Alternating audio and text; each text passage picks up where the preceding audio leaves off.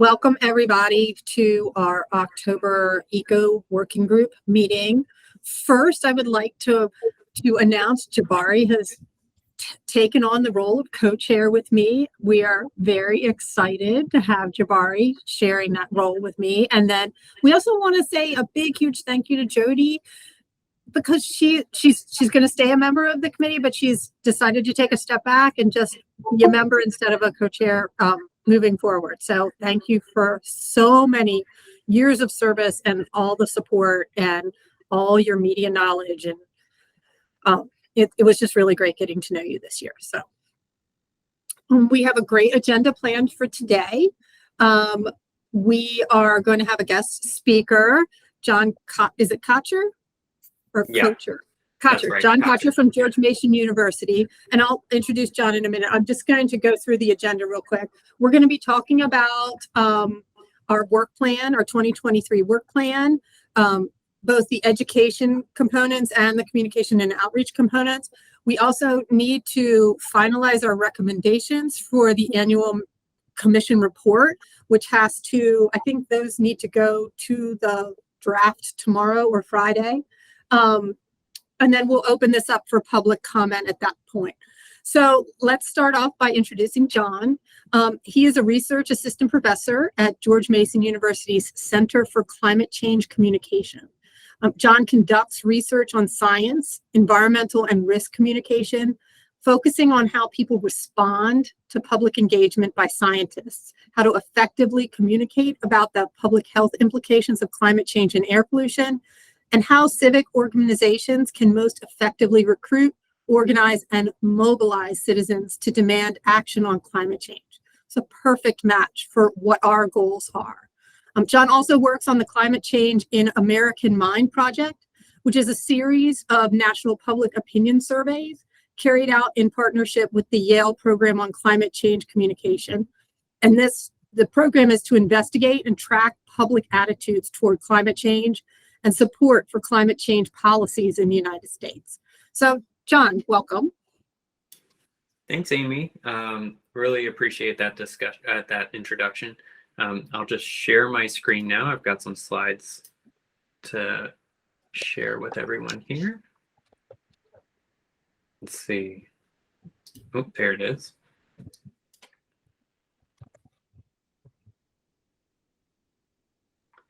And can you see that all right? Yes, I can. Thank you. All right. Well, again, thank you for the kind invitation to your meeting today. So as Amy mentioned, our center at George Mason University has been conducting nationally representative surveys of public opinion on climate change in partnership with our colleagues at Yale for, hard to believe, almost 15 years now. So today I'm going to talk a little bit about some of our findings from those surveys, as well as some of the tools that we developed based on that data. Your mic is breaking up, John.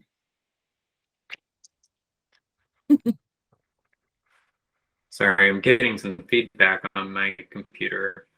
Is everything still working properly? Sounds good now. That's strange. All right, well, let me know if anything else happens. I unfortunately can't see while I've got the slides up.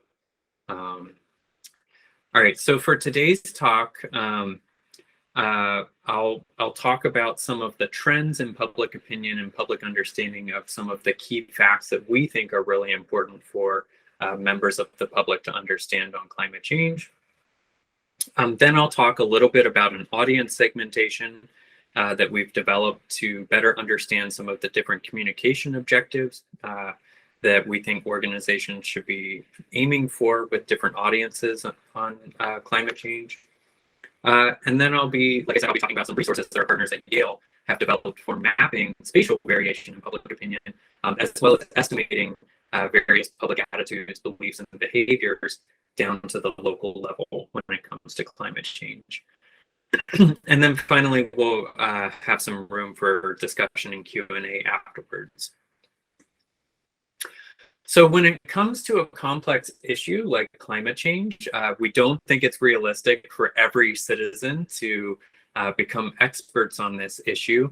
Instead, we've really boiled down what we think people should know about climate change into 6 key facts that can be summarized in 12 words. And that's the fact that it's real, it's us, experts agree, it's bad, others care about the issue, and there's hope, which somebody pointed out on Twitter. I realized just last week that apparently those 12 words form a haiku. News to me, but there you go. The totality of what people need to understand about climate change in haiku format. So when we talk about the fact that it's real, we're simply just referring to the fact that climate change is happening. And you'll see the terms global warming in my slides quite frequently. That's because when we conducted our first national survey on the issue back in 2008, global warming was actually the more prevalent term in the discourse at the time. And rather than change our survey wording and break our trends over time, we've decided to keep that terminology consistent throughout our surveys. We have done some testing to see how differences in global warming and climate change influence people's responses to the survey questions. And for the most part, there are a few differences, but for the most part, it's fairly consistent. When I talk about it's us, that's that human activity is the main cause of climate change. Experts agree. So multiple studies have looked at both surveys of climate scientists themselves, as well as quantifying and looking at the published literature on climate science to see what proportion of papers actually affirm that human-caused climate change is happening.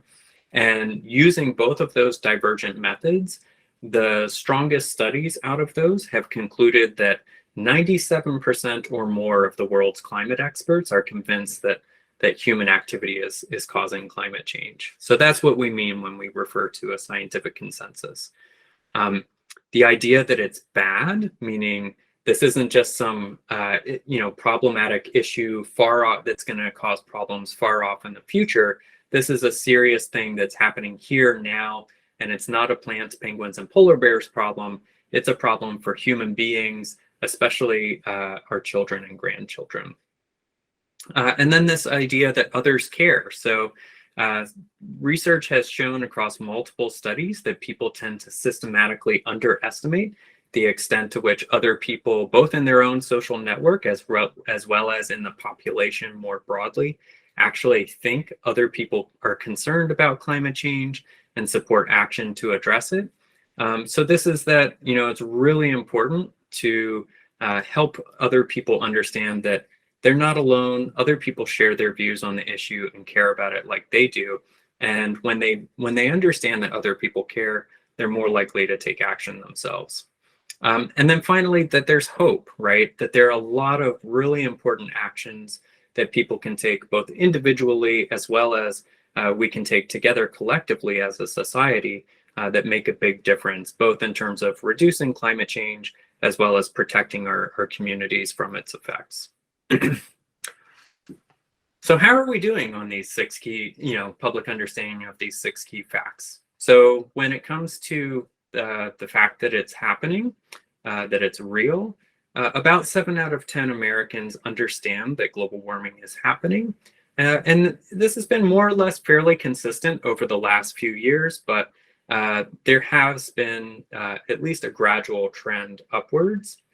The real change that we've seen in this metric over time is the extent to which people are confident and certain that global warming is happening. So there we see a much more discernible trend upward in people's confidence that global warming is happening. Whereas in contrast, people's confidence that in their belief that global warming is not happening has remained fairly stable and low over time. When it comes to the belief that it's us causing climate change, there's still more room for improvement, right? So only about half of Americans think that human activities are the primary cause of climate change. And all of these beliefs are really important, especially this one, because we find that when people understand that humans are the primary cause of climate change, they're more likely to support policies to address climate change, as well as they're more willing to take both consumer as well as political behaviors to support climate action. When it comes to understanding the scientific consensus on climate change, this is another success story over time. We've seen some pretty dramatic increases in the perception that most scientists agree that global warming is happening, with concurrent declines in people who think that there's disagreement among scientists. And part of what may explain this trend is that historically, for a long time, the issue of climate change was presented in the media as kind of a he said, she said kind of issue. Whenever there was an expert featured to discuss climate change, in an effort to maintain objectivity and balance, a lot of news outlets would then also present an opposing quote unquote expert to question the validity of climate science. And so that led to a lot of public confusion for a long time. But studies have shown that that kind of practice and news coverage about climate change has declined over time. But that's not the whole story. There's still room for improvement. So research has found that to the extent that people have accurate understandings of the extent of scientific agreement about climate change, they're also more likely to support action to address the issue. And so here what we see is that only about 1 out of 5 Americans actually have the correct estimate that somewhere between 91 and 100% of scientists agree climate change is happening, whereas it's a little bit all over the place in terms of other folks in the population. And we find that 1 out of 4 say they don't even know enough to make a guess, right? So there's another opportunity for more education on this particular belief. When it comes to the perception that climate change is bad, we see that worry about the issue overall has increased fairly gradually over time. But the thing that's really changed a lot just in the last few years is the intensity of that worry. As if you look at the darker shaded portion of the bars in these bar charts, that's the proportion of people who say they're not just worried, they're very worried about climate change. And you can see that that's more than doubled over the last half a dozen years or so. Sorry, John, to interrupt you really quickly. Either your slides are very delayed or we're missing some of them. We're still looking at the most scientists think global warming is happening. Oh, I'm sorry about that. I'm not sure what's causing that. I intentionally closed all the other programs on my computer, hoping that that would reduce any kinds of delays. So let me go ahead and try and restart the slides there. Are you seeing a slide that says about half of Americans think people in the US are being harmed right now? Yes. Okay. All right. Yeah, I apologize for that. So when we're looking at people's understanding that climate change is bad, worry is one metric. Another metric is that their perception that this is a problem that's here now, right? That it's not far off in the future. And we see that about half of Americans believe that climate change is already impacting people now. But obviously it is, and that's the true statement. And there's more room for growth on that, even though thankfully we've seen an upward trend over time in that metric. But we also know from years and years of doing this kind of survey work that people tend to see climate change as a psychologically distant issue, not just in terms of time and when the impacts will occur, but also in terms socially, in terms of who they think will bear the largest brunt of the impacts, right? So people are much less likely to think that it could impact them personally, or even members of their family, or people in their community. They're much more likely to think those impacts will fall upon other people in the United States or other countries, people who are less well off in the world, as well as other species and future generations of people. When it comes to perceptions that other people care, There are a lot of different ways that we could measure this and look at this, but this is just one of them. So social scientists have found that two particular social norms are really influential on people's behavior, and that's what we call an injunctive norm, the perception that an issue is really important. Taking action on an issue is really important to one's immediate social network. In this case, we were interested in people's family and friends. So the extent to which they think it's important for them to take action on global warming. And then also a descriptive norm, their perception of the extent to which their family and friends are actually making an effort themselves to reduce global warming. And what we find is that about 40% of Americans perceive both an injunctive and descriptive norm when it comes to climate change. But this almost certainly underestimates the extent to which people actually feel concerned and feel that more action should be taken about this issue. And I'll show you some evidence for that in a second. And then finally, the idea that there's hope. Again, there are many different ways that we could measure perceptions of hope. This is, again, just one of them. So we find that thankfully, relatively few Americans have a sense of fatalism about the issue of global warming. They still feel like there's time left to take action to address the issue.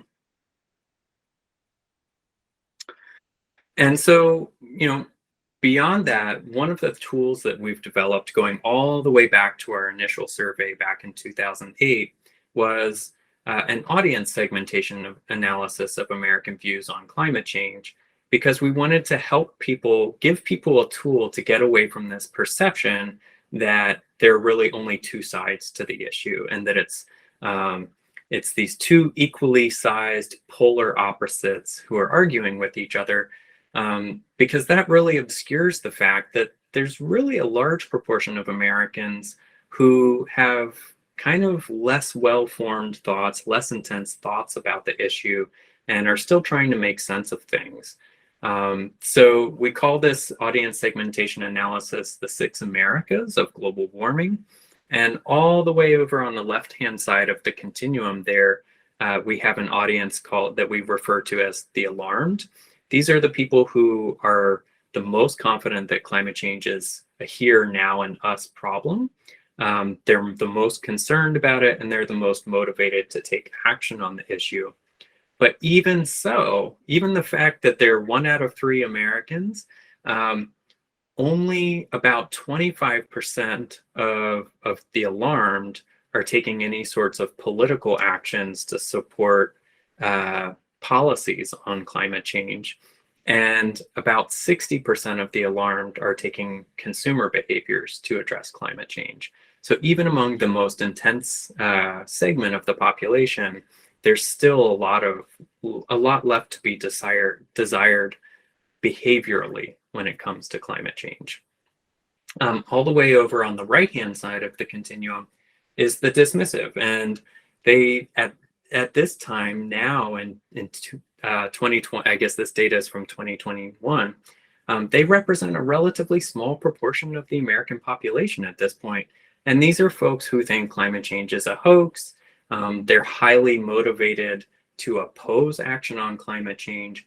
And despite the fact that they represent a small proportion of the population, they're very vocal about their views. And so it gives the perception that they represent a larger proportion of the population than they actually do. And the key distinction between the different 6 Americas, beyond just the alarmed and dismissive, are really people's understanding of those 6 key facts that I mentioned just a moment ago. That's sort of, the folks who are on the alarmed segment of the continuum, they have the highest understanding of those 6 key facts, and it declines relatively linearly across the 6 segments as you go from the alarmed to the dismissive. But what the other dimension that really differentiates the segments is their extent of issue involvement. And what we mean by that is the amount of attention they pay to the issue, how much mental effort they're willing to devote to thinking about it and scrutinizing new information about the issue when they encounter it. So those on the alarmed and dismissive ends of the continuum, they have the highest level of issue involvement. They're the most likely to pay close attention to things. And they also have the most stable and persistent beliefs and attitudes on the issue. And their beliefs are also the most resistant to change. Among the middle segments, they're less willing to expend mental effort. You know, climate change is just not a high priority issue for them. They aren't necessarily as likely to seek out information about it. And as a result, their opinions are less strongly held. And so they're less resistant to change and more unstable over time. And so that really points us to different communication objectives that we might take with these different audiences. So in our surveys, in the past, we've asked a question where we simply ask people, if you had the opportunity to talk to an expert about climate change, what question would you want to ask them? What would you want them to talk to them about? And people can write in their answers, and we've done an analysis of people's written answers. And what we find is some patterns in terms of the types of questions that people ask. Among the alarmed, and to a certain extent among the concerned, they're really focused on what are the most impactful actions that they can take to either reduce global warming or to protect them and the people they care about from its effects. Those in the middle segments, they're more concerned, you know, they're not necessarily, they don't understand the seriousness of the issue. They don't see it quite as urgently as the alarmed and the concerned do. And so they want to know more about, well, why should I care? What harm will global warming cause? Whereas the dismissive, they're much more likely to want to know, get into the weeds on the scientific details about, well, how do we even know that climate change is happening, right? They're much more likely to ask questions about the basic fundamentals of the science than, you know, more other things about risks or actions to address it. And so that, for us, means that we recommend for the alarmed and concerned, it's most important, most productive to talk to them about the types of actions that they can take to make a meaningful difference on climate change. They're really prepared and primed to take those sorts of actions. For the middle segments, it's more about helping them understand why they should care about climate change and helping them understand about the fact that climate change is a problem that's here now and affecting people. And then the dismissive, for the most part, we just encourage people not to accidentally upset them in their efforts to talk to these other audiences. And the fact that they represent a fairly small proportion of the population at this point, and the fact that they're so hard to convince and turn around their opinion, oftentimes efforts and resources are better spent on really engaging the other 5 segments of the population. And so in the last few minutes here, I'll just briefly demonstrate and show for you some of the tools that our colleagues at the Yale Program of Climate Change Communication have developed using this survey data. So the first of those is the Yale Climate Opinion Maps. And I will bring my browser to the window here.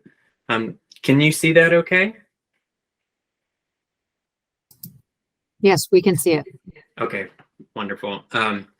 And so if we want to, what they've done is they've aggregated the data from all of our surveys, which allows us to create estimates of public opinion down to subnational levels, including states, congressional districts, different metro areas, as well as counties. And so, for example, let's say we're interested in public opinion in Maryland. We can select Maryland. And maybe we want to look at how things vary in terms of belief in human causation. So we can see here on this side shows you what the different colors mean for each of the different counties. And you can hover over and see, for instance, estimates of public opinion in Worcester County, Maryland, or, you know, Talbot County, for instance, if you wanted to know. And what's really interesting here is that despite the fact that, for instance, majorities of the population in all of the counties are worried about global warming, when we look at something like discussion about global warming, less than a majority of folks, even in like the Washington, D.C. metro suburbs, say that they talk about global warming even occasionally. And so there's a real disconnect between how people feel about the issue and their willingness to talk about their feelings about the issue. And this is true all the way up at the national level. And so that's one tool that's really helpful. The other one here is something called the Climate Opinion Fact Sheets. And what this does is, let's say that you're meeting with some officials in a particular community, and you want to show those stakeholders public opinion within their local county, right? So let's choose Maryland again. And let's say, for instance, we're meeting with some stakeholders in Garrett County. What this does is it will generate a one-page document that pulls data from that climate opinion map tool that I just showed you a moment ago. And you can choose which survey questions that you want to include in the document. I'll just leave it in the everything on the default settings here for now. And you click Generate Fact Sheet. And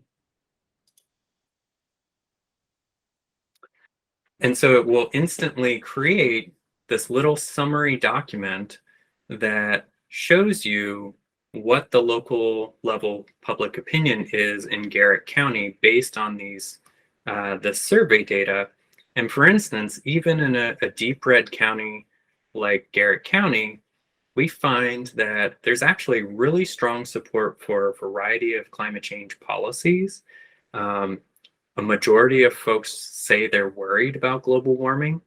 And even about half of people in Garrett County say they want their local government officials to be doing more on the issue. And so it's a tool that's been really helpful for a variety of organizations. And so I wanted to make sure that you all had an opportunity to see it in action here. And so if you want, at the end of it, you can just hit save as a PDF, and you can print out the sheet, physical copies of the sheet when you meet with folks in that area. And so that with that, I'll go ahead and end things there. Once again, I really appreciate your time and giving me this opportunity to share this with you. From my perspective as a survey researcher, we're, like I said, we do these twice a year. One thing that would be really interesting and useful from my perspective is to get your input on, if there were additional questions, maybe you don't have ideas today, but after you play with the Climate Opinion Maps tool for a little bit, if you have ideas about additional survey questions that would be really useful to have downscaled local level opinion data on, please write to me, let me know, because it takes about 2 years of data collection in order to have a sample size large enough to downscale estimates of local level opinion. So the sooner we have those kinds of suggestions, the better, so that we can begin collecting data. So once again, thank you for having me.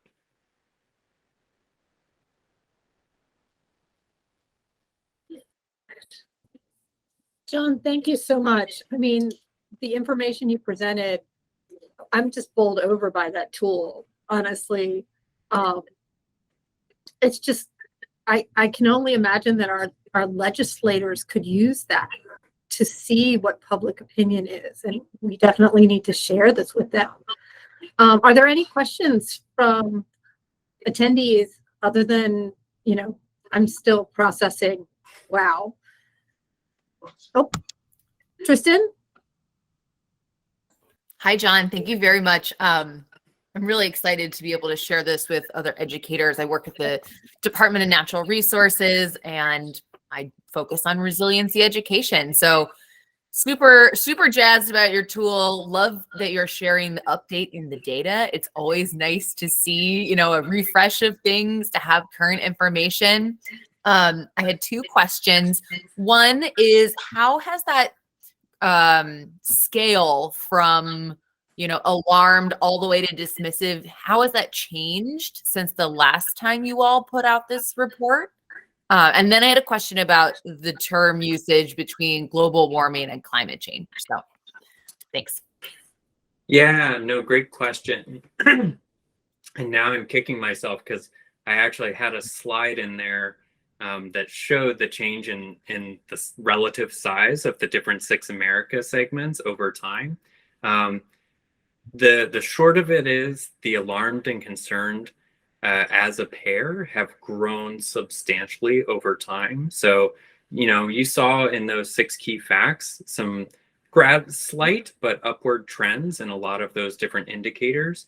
And because those different survey questions are part of the overall set of data that we use to segment people into those different categories, as those have gone up, the size of the alarmed and concerned have gone up as well. And as a relative proportion, the doubtful and dismissive have gone down as well.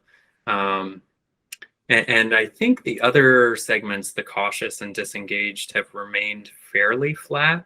It doesn't mean that the same people are still in those segments, right, from one wave to the other. The specific individuals can switch from one segment to another over time, but that's the general trend for that. And then in terms of global warming versus climate change, there's some evidence that global warming is responded to less favorably among more conservative respondents relative to climate change. But that's really the major difference there, if I can remember correctly. These are studies that were conducted back in 2014, so it's to be honest, a little bit fuzzy at this point. But at the time, global warming was also, we even looked at like Google search trends and things like that. And at the time, at least, global warming was still more frequently used in terms of people's information seeking behaviors. So that was part of the rationale. But yeah, thanks for your questions. Thank you. So John, I had a question also. First of all, this is incredible research. And I think this is the kind of data that we need to know as a work group, so they will know how to communicate with populations, particularly in Maryland. So one question I did have, and I think you pretty much answered it, was what were the geographical demographics of the study? But it looks like you covered the entire nation based on the tool. So that's good to know. You mentioned about questions that we may want to see. It's good to know that most, I guess, Americans are alarmed and concerned.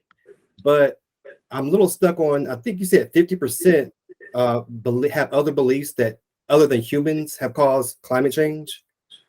So I'm kind of curious about that. I think that might be a question that I'll be interested in hearing, what other behaviors do people think cause climate change if it's not us? So. Yeah, so for the survey, for that particular survey question, the way it's phrased is, to what extent do you think climate change is caused by human activities versus natural causes?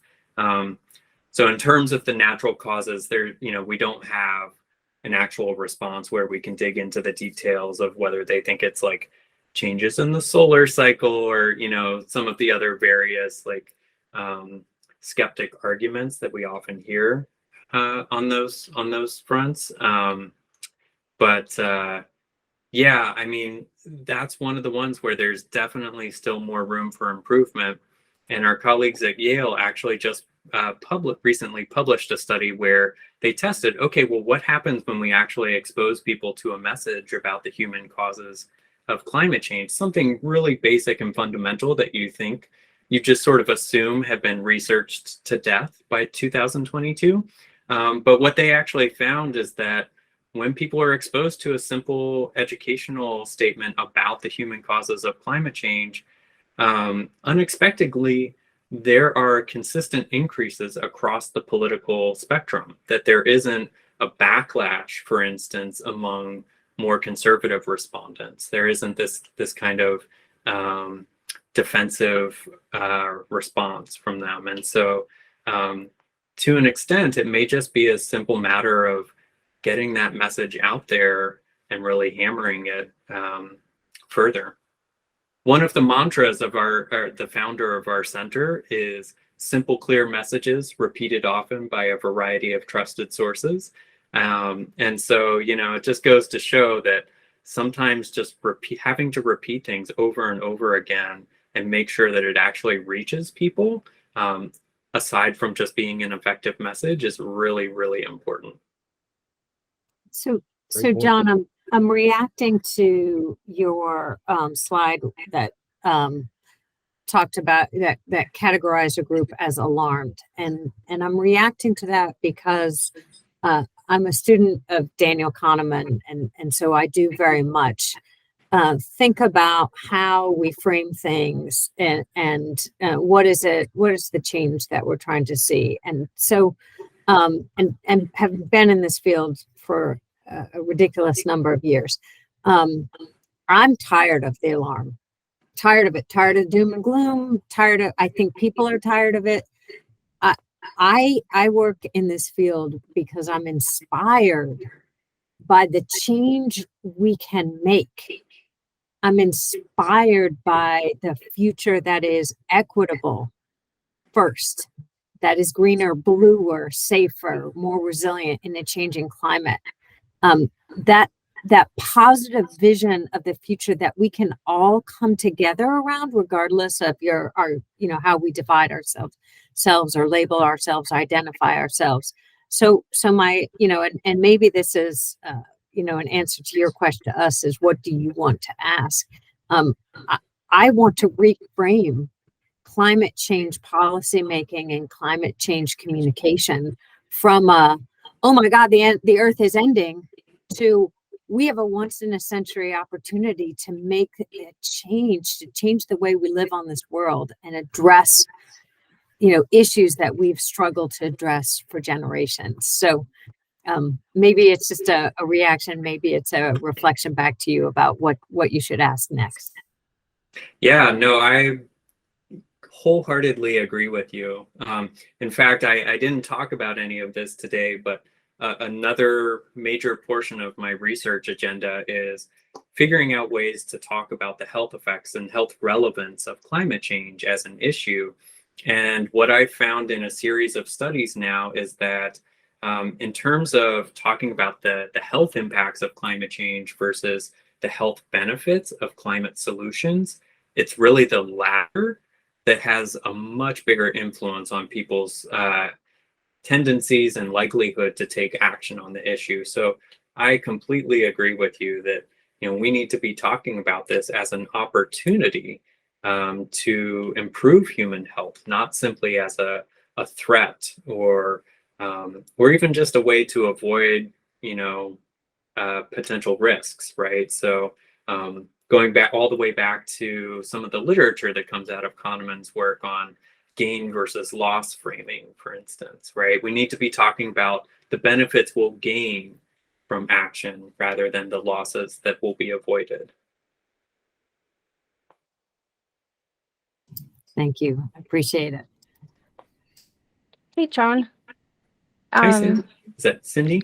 Yes. Hi. I work in the climate change program with Susan and others here. A question that I have is, within the realm of those that are alarmed, there's a lot of really well-meaning people working in business or finance or economics that look at ESG as a helpful metric and concept to make more sustainable investments. But there's debate on whether that really is the best way moving forward. I'm wondering if your research has made any connections with ESG generally. Not in the specific way that I think you're talking about it. We occasionally talk about adding questions to the survey about people's investment behaviors, but we also always come back around to the fact that a lot of Americans don't necessarily have retirement portfolios. They don't have investment portfolios. And a lot of folks may not even have a bank account, right? So in one of our recent surveys, however, we did ask some questions about, we did occasionally what we'll do is we'll have a certain number, maybe a dozen or more survey questions that will sort of rotate in or rotate out and sort of have thematic focuses every season or whatnot. And so we did one on consumer activism maybe a year or so ago. And for example, one of the questions that we were asking was whether or not people would be willing to switch credit card companies or bank accounts to switch to firms that are making more sustainable investments or not investing in fossil fuels, for instance.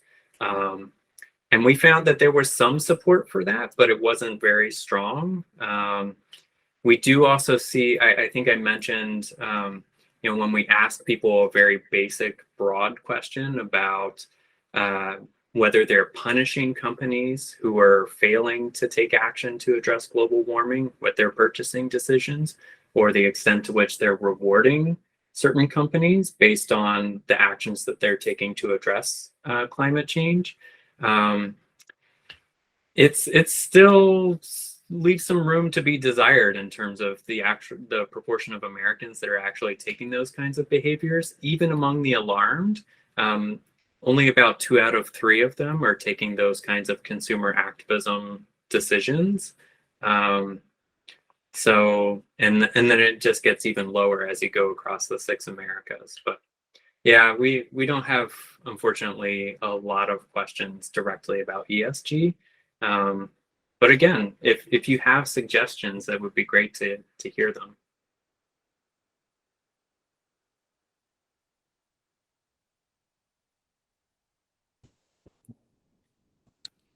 Quick follow-up question. Have you heard of the book, What We Think About When We Try Not to Think About Global Warming?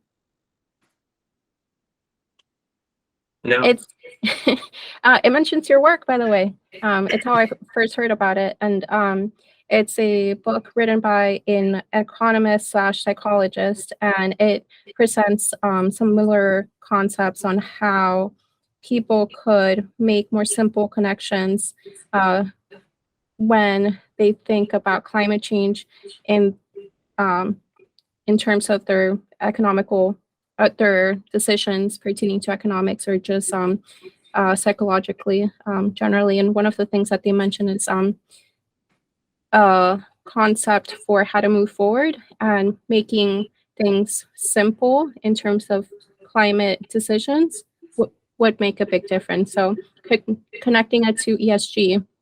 If I had a credit card option where one was clearly more sustainable than the other, I personally would choose the sustainable one, but I'm not sure what the best question there would be for a survey. Yeah. Wonderful. Yeah, please email me the name of the author. Sounds like a great book. Thanks, John. And you know what? Jeff has a question, so we might as well switch over on our agenda to public comment. Jeff, do you want to ask your question? Yes. Thank you. Can you hear me?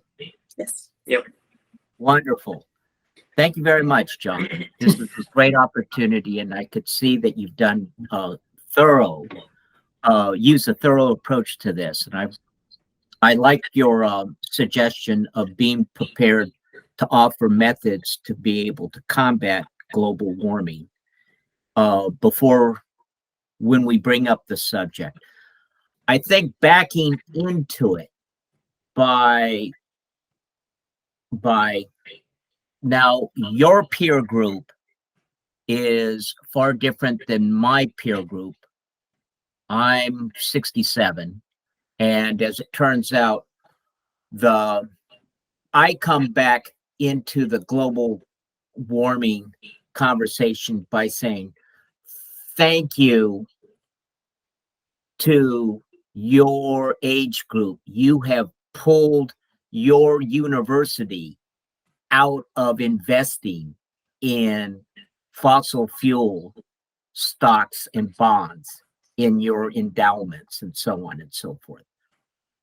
Or I say, can you, how about, those young people that are actually trying to stop traffic to bring attention and make demands that we need to declare a climate emergency.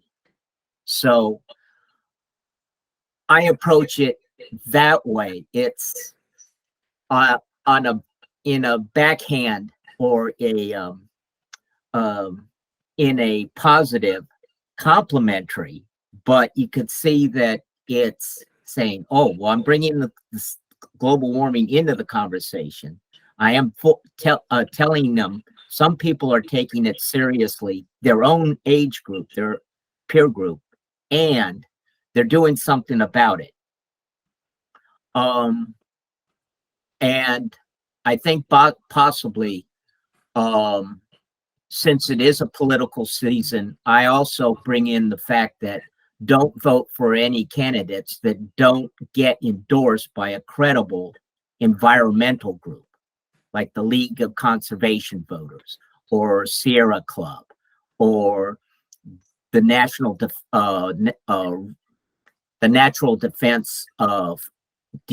Fund, and so on and so forth. So, how's that sound? Yeah, I think those are all great suggestions. We need role models to show us what effective action looks like. And, the example of the youth activists that you mentioned are a really inspiring example, right? It demonstrates the power of somebody like Greta Thunberg in Sweden, who at the beginning of, her school strike, it was just a party of one, just her, right? And now she's created this global movement around youth climate strikes to demand action on climate change. So I think that's absolutely valuable. And then, sorry, what was the last point that you made about? Well, say for example, it's like, since we are in an election season, that I've mentioned that if you're going to cast a vote, make sure the candidates that you get your vote are endorsed by a credible environmental group. Yeah. And right then and there, without any money spent, that is right now, it's the most major significant influence one can make right now without even spending $1. Yeah. No, and we find that in our surveys, because we ask people questions about barriers to both political activism as well as consumer activism. And one of the things that we find the most frequently cited barrier to political activism, and what I mean by that is, people's willingness to contact their elected officials to urge them to take stronger action on climate change. The number one most frequently cited barrier is nobody's ever asked me to. Other ones are things like, I don't think it would make a difference, or I don't know who to contact. Very simple sort of informational gaps that could be filled very easily. Same thing on the consumer activism front.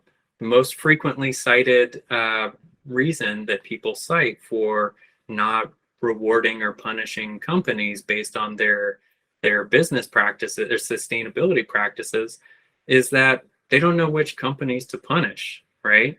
And so just simply informing people about who's doing well and who's not doing so well can be really helpful in terms of removing those barriers to taking action.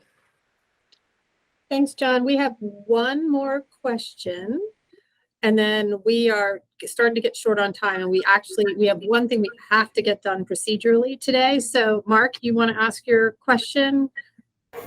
I can also just follow up with John another time if you want to move on with your agenda. Okay, that's fine. That'd be great, because we do have one thing. We were planning to talk about the 2023 working plan. We can postpone that to the next meeting. That's not pressed for time, but our recommendations, our committee recommendations to the annual report have to be finalized today.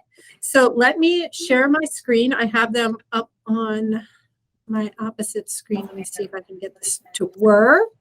Yes. And I have to run to a 4:00 meeting in any case. Just John, great seeing you again. Thanks so much for connecting with us on this. And I have some follow up in terms of some considerations on how we should be communicating these topics in Maryland. So thanks again. Wonderful.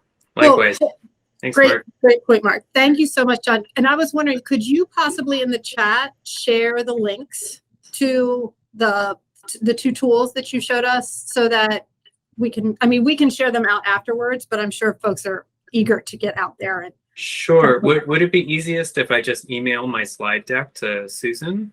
that would be wonderful. Because it has the links in the slides. So That would be wonderful. Thank you so Okay. much. And actually, what you and Jeff were just talking about, this kind of segue on awareness, actually works into what we're going to be talking about next, which is our communications specific recommendations for this year. I'm going to share my screen. And can you see that? I think it's presenting. So we had drafted 2 recommendations for the report this year, and they are up on screen. I'm not even sure if this is the latest draft. I think it's pretty close. The first one was just focused on word choice, language. Language is so important we had a discussion just today about global warming versus climate change. The language choice is very critical in having citizens understand and get behind the goals that we set and the legislation that is passed. So our first goal is to make sure that any future legislation, bill titles, anything, names of commissions even, are using plain and simple language, not overly complicated, that clearly state what they are to a regular everyday citizen. The second goal is actually a big one. We are probably the biggest one we've recommended, which is we're recommending that now is the time to do a statewide public relations campaign to get that simple message across that the time is now. Here are the things we need you to do. Here are the things we are doing. And even create an interactive website to provide business owners and residents throughout the state with the resources that are available to them, just kind of like a one-stop shop. So I'm putting that out for comment. Mark, you have your hand up. Thanks. Thank you for putting these recommendations forward. I just wanted to make a quick comment before I have to jump to another meeting regarding number 2. I'm thinking about, and I wish I had specific language to offer right now, but essentially focusing in on the fact that we know that we need Marylanders to take advantage of the federal incentives that have been made available through the Inflation Reduction Act to electrify their home heating equipment, to get into electric vehicles, to improve the energy efficiency of their homes. It's a billions of dollars opportunity for Maryland if Marylanders take advantage. And this campaign would be so instrumental, I think, in helping people understand the opportunity. And then, of course, the state leveraging that to achieve its climate goals. That's a rambling preamble for the recommendation, but all to say that if it could be honed, I suppose by ECO today, to really focus on the opportunity to drive Marylanders to take advantage of the federal incentives, which will be are arguably the best opportunity that we have this decade to reduce GHG emissions in support of the state's GHG reduction goal. I think that would perhaps help the intended audience here understand that it's, this would be $5 million very well spent. This would be $5 million that could be leveraged for hundreds of millions, if not more than $1 billion in investments within Maryland through funds that are not the state's. So anyhow, just wanted to put that out there before I have to jump. I second Mark's suggestion. I think that's really fantastic. And I love it because it links together working group recommendations. So thank you. Okay. Tristan, you have your hand up? Yes, thanks. Mine is really just like a quick little, I guess, grammatical comment on number 1. The first sentence reads, climate justice outlined in the Climate Solutions Now Act, comma, any forthcoming. I think it should just be period, and then new sentence says any forthcoming legislation. Would that read okay to everyone? That's not a full sentence. Yeah. The first To part, meet the tenets of inclusivity and climate justice outlined in the Climate Solutions Now Act. right. That's not a sentence. That's a phrase. There's no subject. Okay, well then I feel like the roll into to meet the tenets and then any forthcoming legislation, like I'm not seeing the connection in those two phrases.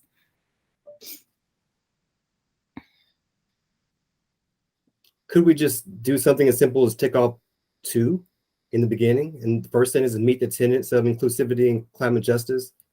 Then the second sentence would be any forthcoming legislation should use short, plain language. No, you have to connect them. Like, can we just put an and instead of a comma? One other thing, if I can, most of our like MWG recommendations start with the state should or the General Assembly should. So it's good to have the audience in there, and if that helps with sentence structure, just another comment. Okay, Okay. then how about to meet the tenets of inclusivity and climate change outlined in the Climate Solutions Now Act, the General Assembly should craft legislation on climate change, blah, blah, blah, blah, blah. That works for me. Yes. Thanks, Susan. Thank you.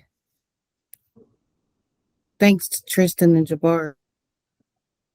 And I have one more comment. I know that, these are just our recommendations, and if they're accepted, we'll go on to figure out how to get these things done. But I would love to see there be a focus on number 2 for communities that don't normally, already take advantage of state resources or federal incentives, those that might not be in the know or would be overwhelmed by paperwork. Just those less likely to apply for these things. I would love to see us focus our efforts on helping them. Okay, so how about to help Marylanders, comma, especially the underserved, something like that, underserved communities Yeah. become part of the climate solution.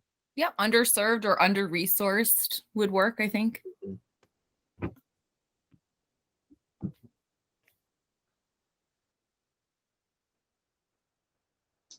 I like that as well. Yeah, I do too.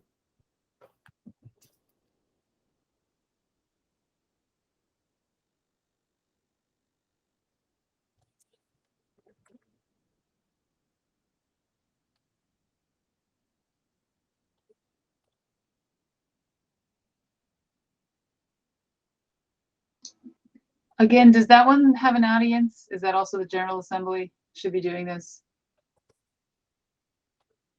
We just need to identify that. It says the General Assembly. Oh, I'm sorry, it does. It does. Yes. Yeah. Thanks. Yeah, they got to give us money.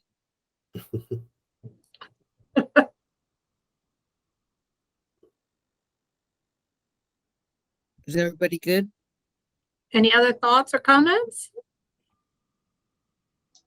Quickly, who does the money go to? Because I don't think the commission itself gets money. So does it go to the state agency of MDE? Do we need to say that, or we just let them figure it out? So that Let was them something we figure it out. definitely talked about, and I think we were let them figure it out. Yeah, We don't want to get too specific, so they'll have excuses not to do something. It's like, this is what we need. You guys figure out how you're going to deliver it to us.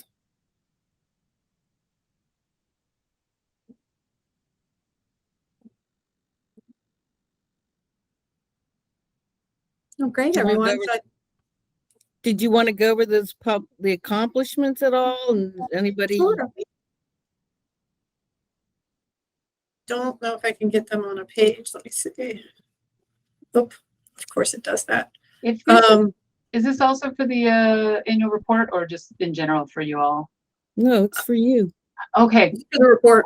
so what I'll need from you all is to get this into 2 to 3 sentences, instead of sort of this bulleted point list, and also maybe just pick out your top 3 or something like that. We're trying to keep it really short. So it's Okay. good. You have a lot. I just need it in like a teeny tiny paragraph. Okay, I can rework it into a paragraph. Thank you. That's not a problem. Thanks. Thank you, Ian. Okay. And if nobody minds, maybe we should post today's meeting, because it's a good one with John. I'll work on that with our go-to man. Who's not? I don't think he's here today. Okay. Anthony. So AB and Susan, if you want to take the rest of the day and even tomorrow, honestly, you have up until Friday to wordsmith all of this. Friday is when I pull the whole report together. Kim, are you going to send me a draft when you do it so I can sort of kind of start laying it out? Sure. Yeah. Let's talk offline, but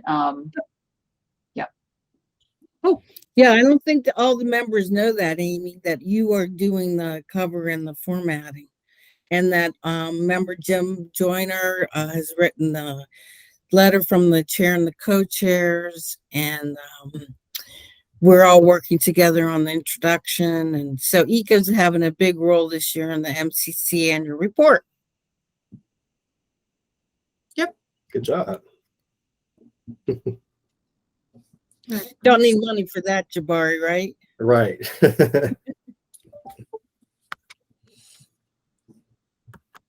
All right, everyone. Well, I think that's it. I mean, we're over time, and I feel like we can postpone talking about the work plan until next meeting. When is our next meeting, Susan? Are we It's in December? December, but maybe we'll email everybody that video to watch it now at their Yeah. leisure. And Jabari, did you want to invite people to something you're doing? Thank you. Yes, Susan. I almost forgot about that because I'm looking at the time. Thank you.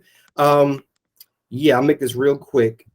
Bowie State next week, actually, next Thursday, we are hosting the 9th annual World Food Day Symposium.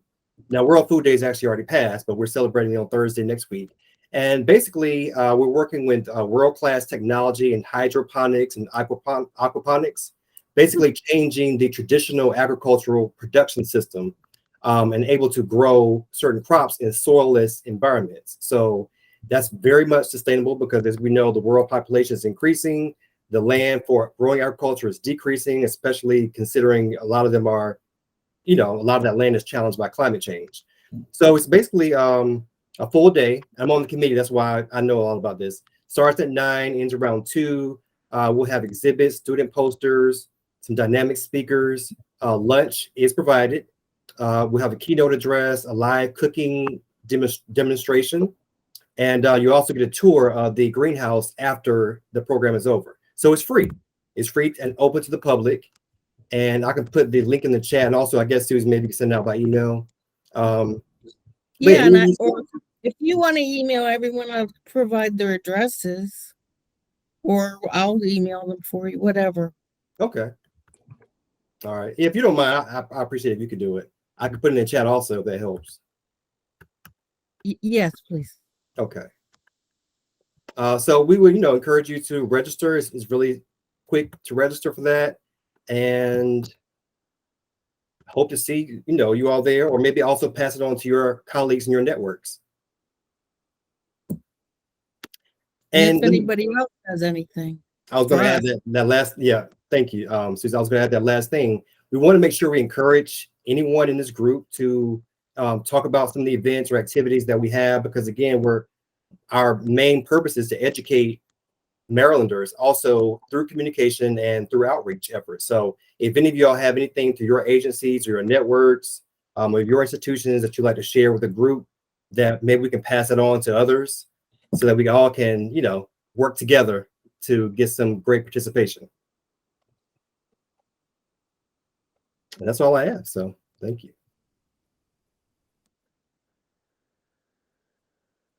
All right. I think there's only 6 of us left. I think we're good. I'm actually starting to edit the text into a paragraph, and I'll email that to Susan and she can distribute it for review for the accomplishments. And then we can get this over to Kim tomorrow or Friday, the latest, but hopefully tomorrow. Super. I'll be waiting for it. Sorry, I didn't hear that. What was that, Susan? I said, okay, thank you. I'll be waiting for it. Okay. And let me know, Amy, if you need me, kind of look over it too, give me feedback real quick. I can do that as well. Yeah, I'm going to send it to you both. Okay. Whomever. Yeah, basically just turning that list into a couple sentences. That's all. So, okay. Well, thank you, everyone. Great meeting. Gosh, John was such a good speaker, and we will share his slides out as soon as we get them. And we will circle back on the work plan at our next meeting. So watch for that. All right. Thanks, everybody. See you in December. All right. Take care, everybody. Bye-bye. Bye.